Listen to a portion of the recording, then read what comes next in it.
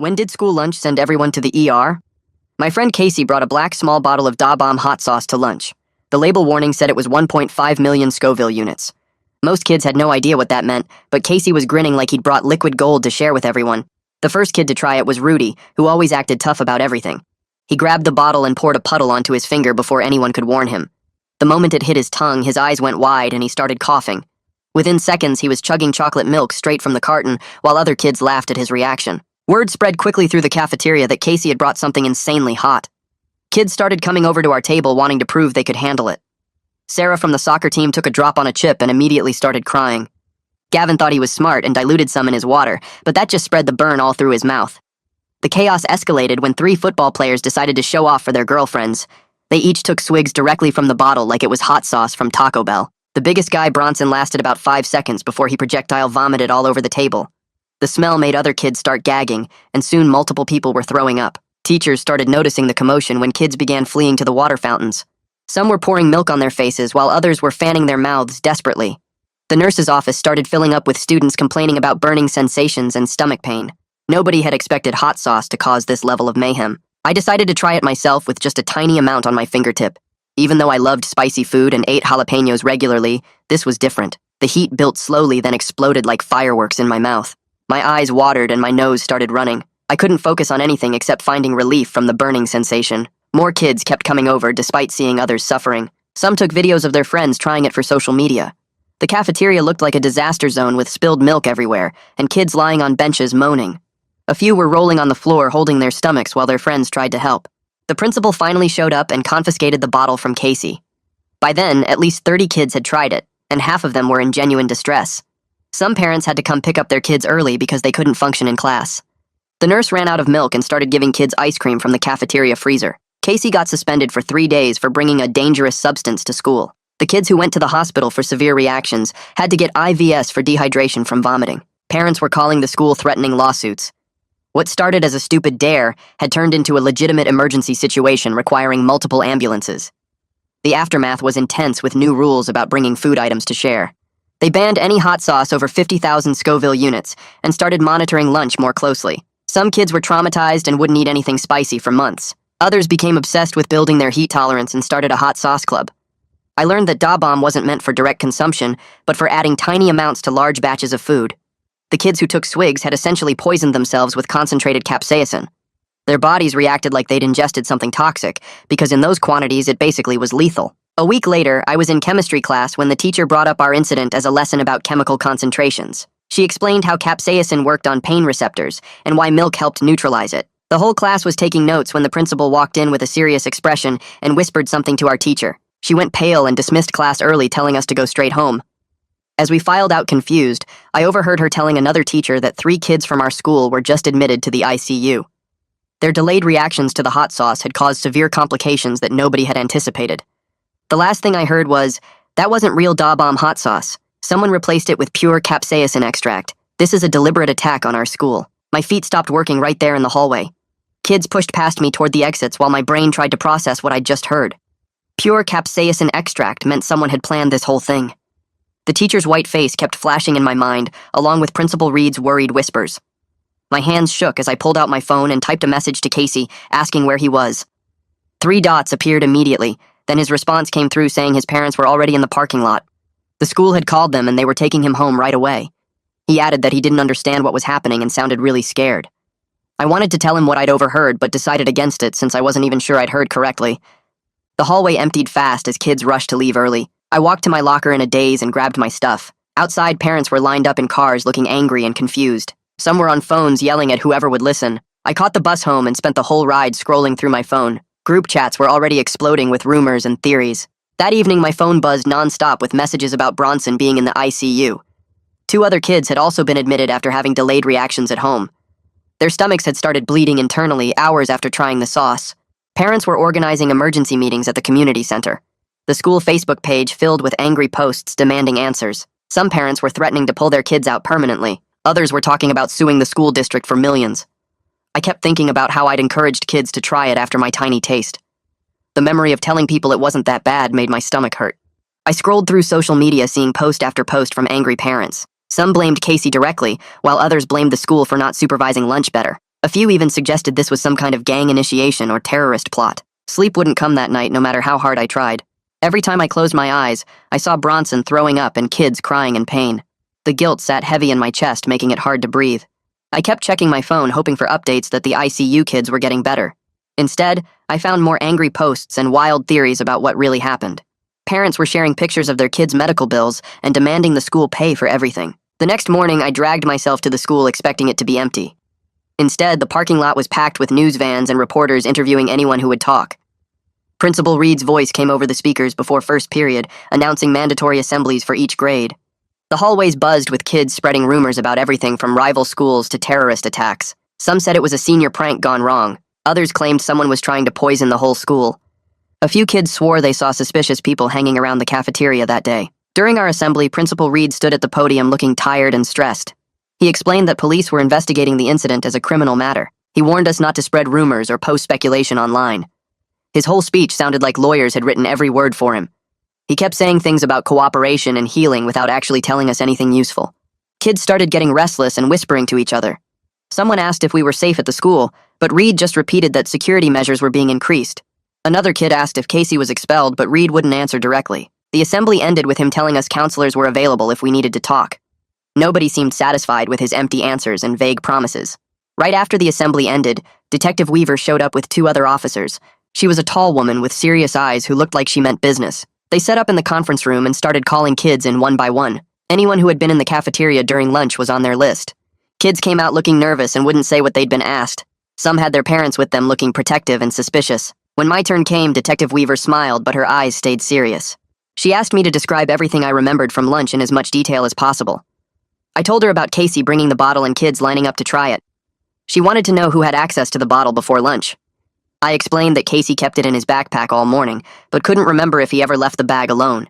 She asked if anyone seemed especially interested in the bottle before lunch. I mentioned a few kids who'd been asking Casey about it, but nothing seemed suspicious at the time.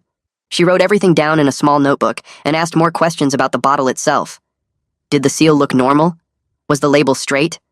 Had anyone else touched it before Rudy? I tried to remember, but everything from that day felt fuzzy now. She thanked me and said they might need to talk again later. That night, Casey texted our group chat that he'd been suspended for 3 days.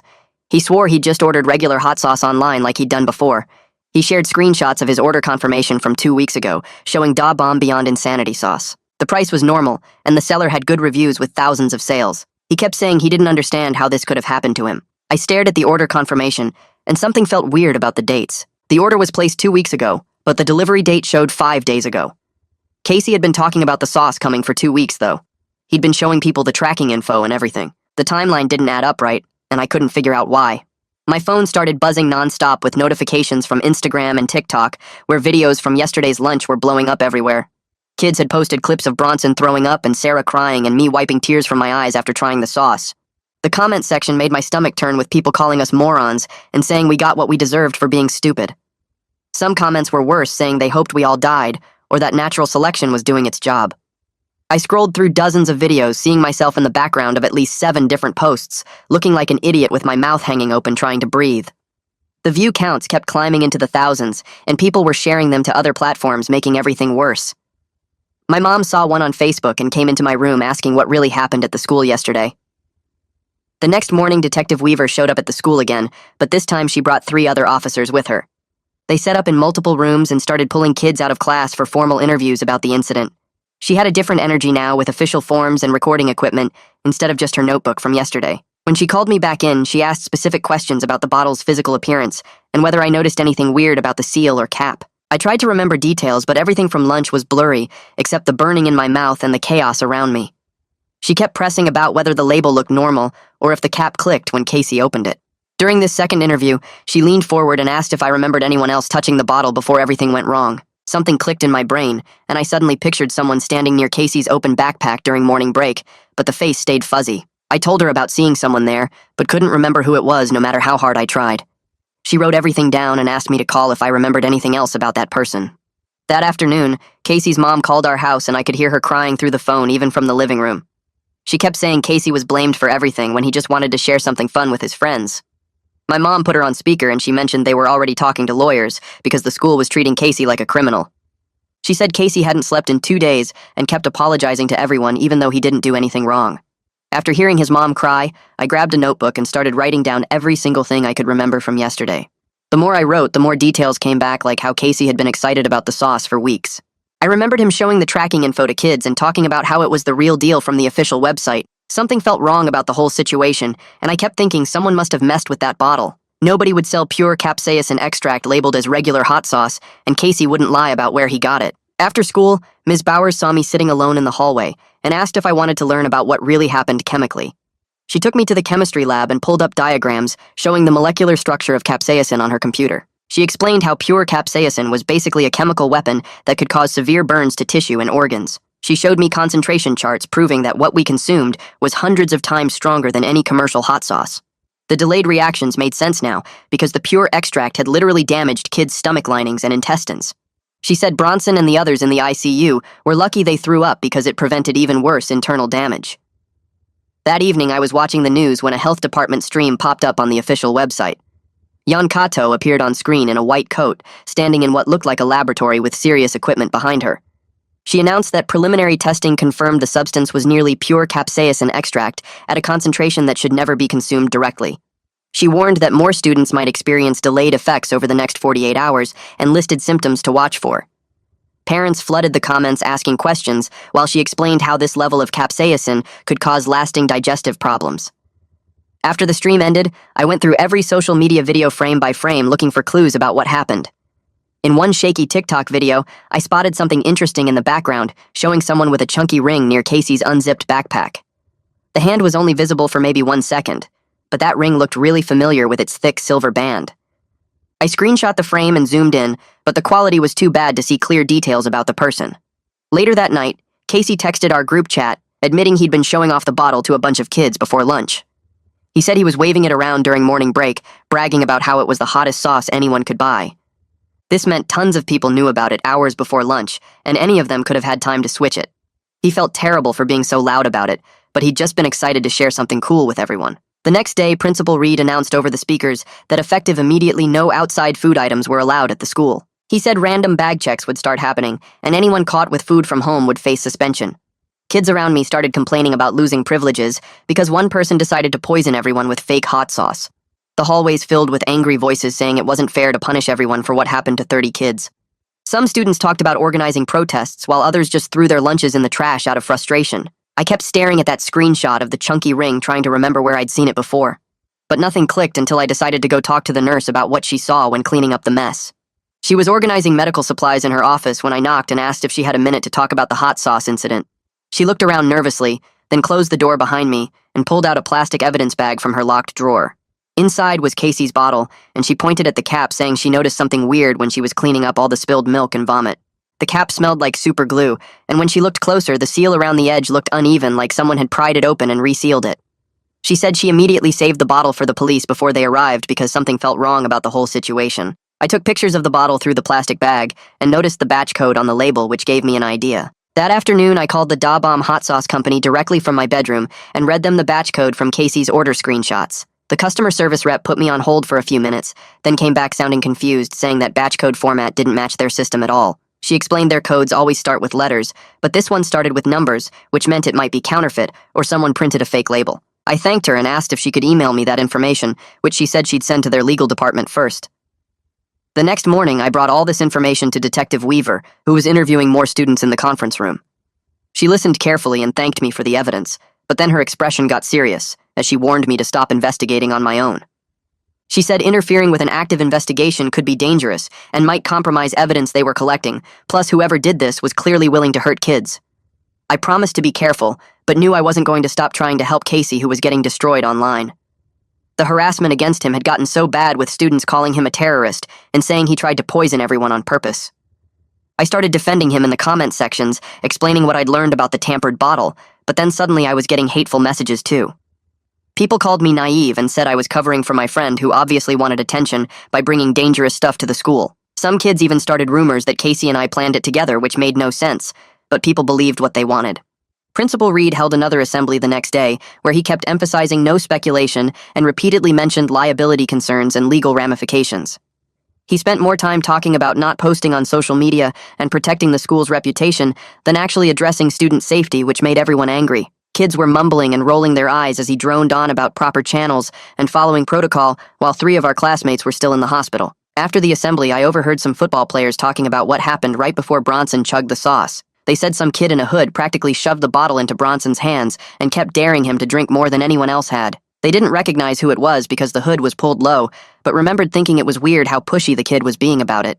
That's when a memory suddenly clicked about earlier that week, when Casey's locker was stuck and wouldn't open. A senior with a chipped thumbnail had helped him get it unstuck by jamming something into the lock mechanism, and I remembered that same senior wore a chunky class ring exactly like the one in the video. After school, Mrs. Bowers asked if I wanted to stay for extra help, but instead she demonstrated how someone could reseal a bottle cap using simple tools. She heated up a butter knife with a lighter and showed me how the plastic would melt and reform, creating a new seal that looked almost perfect. She said it would only take a few minutes and could be done anywhere, like in a bathroom stall or empty classroom, without anyone noticing. The whole demonstration made my stomach turn, thinking about someone carefully planning to hurt so many kids with poisoned hot sauce. That evening, Yeon Kato held another press conference where she announced that lab results confirmed the substance was nearly pure capsaicin extract, not regular hot sauce. She explained how this concentration could cause lasting damage to the digestive system, and that's why kids were having such severe gastrointestinal complications days later. She detailed how pure capsaicin was basically a chemical weapon that should never be consumed directly, and the kids who swallowed it were lucky they threw up. She said the concentration was so high, it could have caused permanent organ damage or even death if kids had kept more of it down. The next day, Casey's mom drove us to the hospital to visit Bronson, whose parents had finally agreed to let us come. Walking through the ICU doors and seeing him hooked up to multiple IVs with monitors beeping everywhere made everything feel more real and serious. Bronson looked terrible with dark circles under his eyes, and his skin had a gray tint as he shifted uncomfortably in the bed. Casey immediately started apologizing over and over, saying he never meant for anyone to get hurt, and he thought it was just regular hot sauce. Bronson's parents stood in the corner with their arms crossed, and after about 2 minutes of Casey crying and apologizing, they asked us to leave. His mom said they needed to focus on their son's recovery and didn't want any more drama, while Bronson just stared at the ceiling without saying anything. Walking back through the hospital hallways felt weird after seeing Bronson hooked up to all those machines. Casey kept wiping his eyes with his sleeve while his mom drove us home in silence. The radio played some pop song, but nobody was really listening. I stared out the window watching buildings pass by and thinking about how everything had gone so wrong. Casey's mom dropped me off at my house, and I could tell she wanted to say something, but just gave me a sad smile instead. Inside my house, my parents were watching the news, and there was actually a segment about our school. The reporter stood outside the main entrance talking about the investigation, while my mom shook her head. I went upstairs to my room and checked my phone, which had been blowing up with messages all afternoon. That evening, someone posted a security camera image in our class group chat, showing a figure near the sophomore lockers. The quality was terrible and grainy, but you could make out a backpack with some kind of patch on it. Kids started commenting immediately, trying to guess who it was. The patch had a specific design that looked familiar, but I couldn't place it at first. I saved the image and zoomed in as much as I could on my laptop. The patch was round with what looked like flames or maybe a skull design. Something about it was bugging me, like I'd seen it before recently. Then it hit me and my stomach dropped. Matthew Woodard wore that exact same patch on his backpack. He was this senior who ran a YouTube channel where he did pranks and stupid challenges. I remembered seeing him hanging around our lunch table a few days before the whole hot sauce thing happened. He'd been asking Casey about what kind of hot sauce it was and seemed really interested. My hands were shaking as I stared at the screen. This could be the person who switched the bottles and hurt all those kids. But what if I was wrong about the patch? The image was so blurry I couldn't be totally sure. I kept going back and forth about whether to tell Detective Weaver what I suspected. If I accused Matthew and turned out to be wrong, I could ruin his whole life. He'd probably get kicked out of school and everyone would think he was some kind of terrorist. Plus, his family had money, and they'd probably sue me for defamation or something. I decided to try a different approach first. I found Matthew's Instagram and sent him a casual message just asking if he knew anything about the hot sauce incident. I tried to sound friendly and not accusatory at all. Within 10 minutes, he messaged back calling me a clout chaser and telling me to mind my own business. His response seemed really defensive for someone who supposedly didn't know anything. Meanwhile, the parent Facebook group for our school was going crazy with posts. Parents were demanding answers and tagging Principal Reed and everything. They wanted to know how someone could bring poison to the school and hurt their kids. Principal Reed kept responding with these vague statements about unity and healing and moving forward together. Parents were getting more angry with each response because he wasn't actually answering any questions.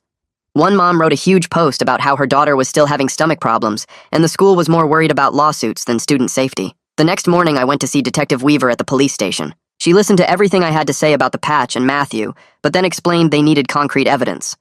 She couldn't get a search warrant based on a blurry photo and my suspicion. She told me to forward any real information I found, but warned me not to confront Matthew directly. She said if he was responsible, he could be dangerous or might destroy evidence if he knew we were onto him. I left feeling frustrated because I was pretty sure Matthew did it but couldn't prove anything. Later that day, a classmate forwarded me a screenshot from Matthew's private story on Snapchat. It was posted the day before the hot sauce incident, and the caption said, "About to nuke tomorrow's lunch period," with a bunch of flame emojis. My heart started racing as I read it over and over. This had to mean something, but it still wasn't solid proof. Lots of kids said stupid stuff on social media that didn't mean anything. After school the next day, Casey and I decided to follow Matthew to see if we could learn anything. We stayed far behind him as he walked toward the parking lot. My heart was pounding and my palms were sweating.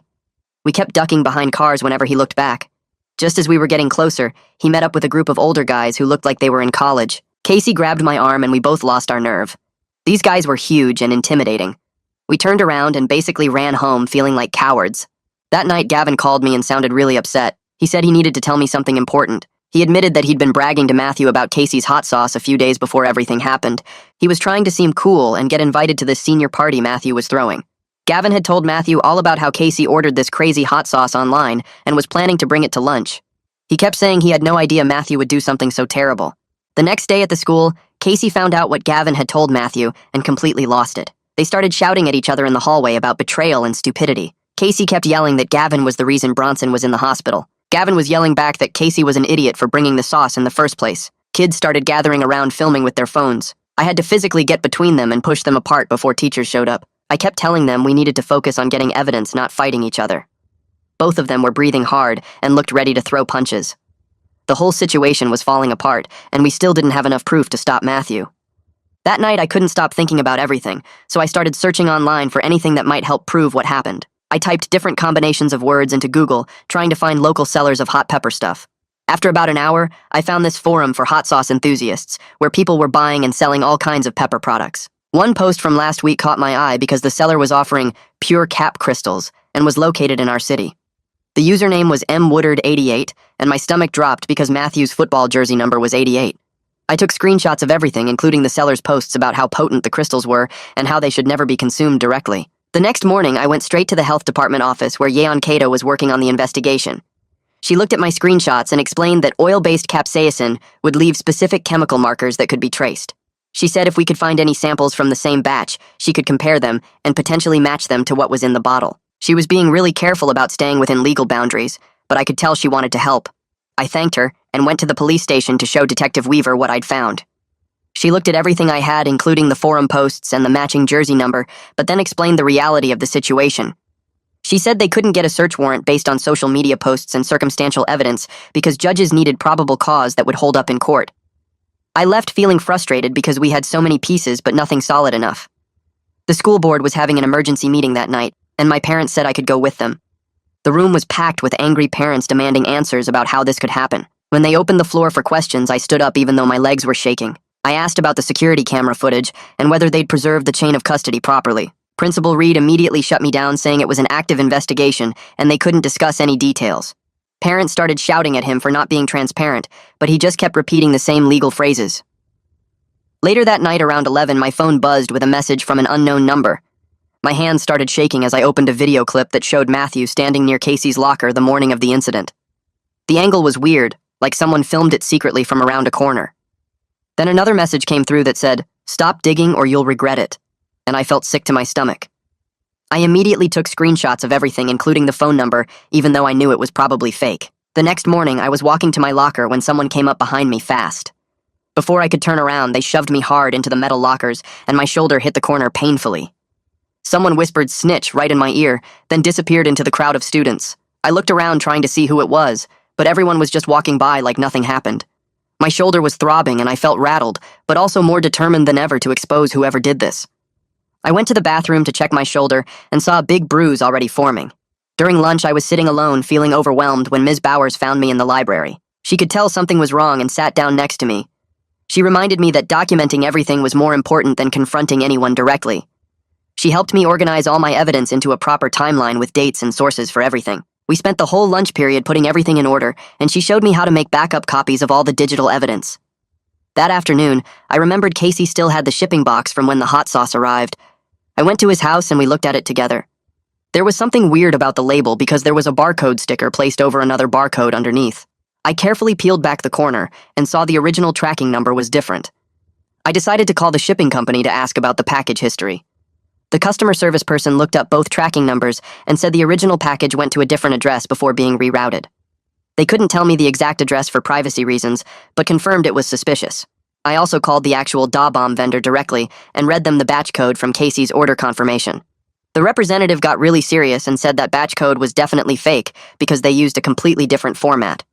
She also said the label font was wrong for their brand and asked me to email photos of everything. She said they were sending their findings to the FDA immediately and would cooperate fully with police.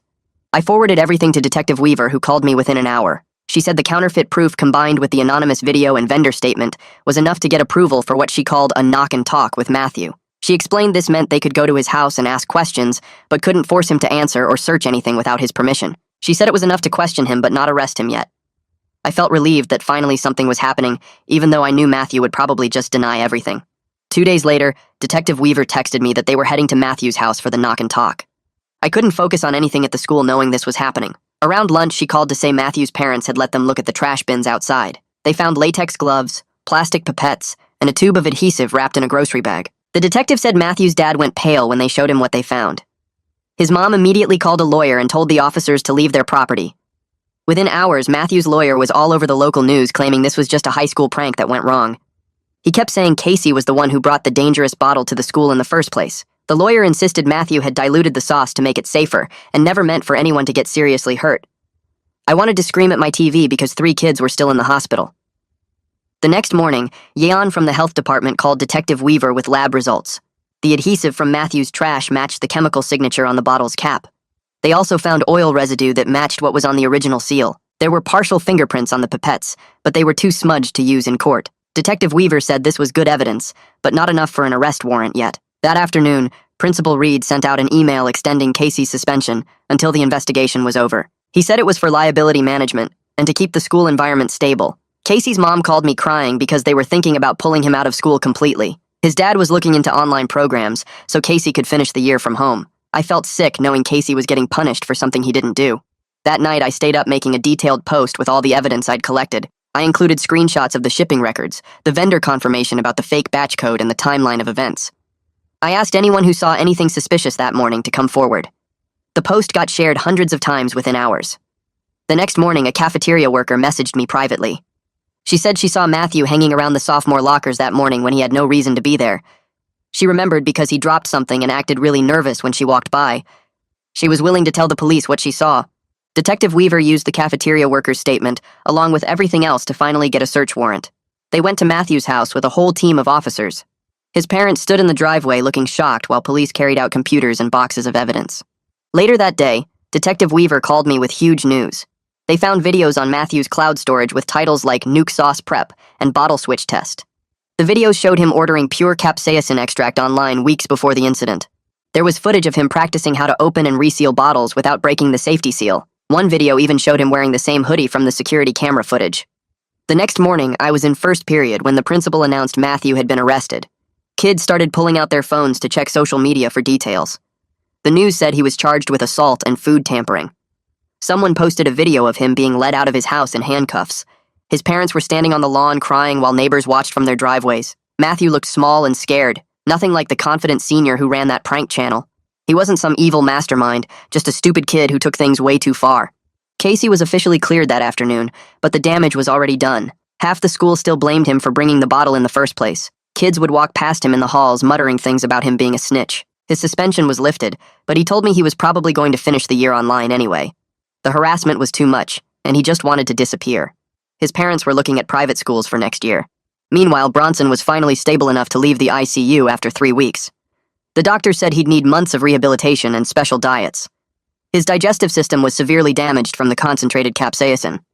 His football season was over, and the college scouts stopped calling. His parents were talking about suing everyone, including the school, Matthew's family, and even the hot sauce company. The school board held an emergency meeting to implement new safety protocols. Principal Reed read a statement that sounded like lawyers wrote every single word.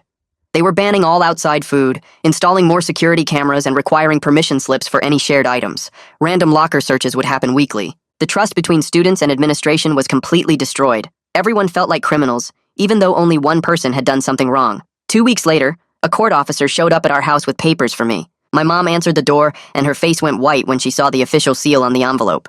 The subpoena required me to testify as a witness in the criminal case against Matthew. My hands shook as I read through the legal language about penalties for not appearing. That night, my phone started blowing up with messages from kids at the school. Someone had posted about me being subpoenaed, and now everyone had opinions about it. Half the messages called me a hero for helping catch Matthew, while the other half called me a snitch who ruined a senior's life over a prank. My friend group started splitting down the middle with some kids defending me, and others saying I should have minded my own business. Jake stopped sitting with us at lunch and wouldn't even look at me in the hallways. Other kids I'd known since elementary school started treating me like I had some disease they might catch. Ms. Bowers noticed the tension and organized a safety awareness night at the school for anyone interested in learning about food tampering. She sent flyers home and posted announcements, but only 12 students showed up, including me and Casey. She taught us about checking seals on bottles and recognizing signs of tampering that I wished I'd known before. She explained how certain chemicals can cause permanent damage to digestive systems and showed us real medical photos that made everyone uncomfortable. The information was actually useful, but most kids didn't care enough to come learn it. 3 days later, I saw Casey and Gavin talking by the bike racks after school. They weren't yelling or fighting, but both looked serious as they went back and forth about something.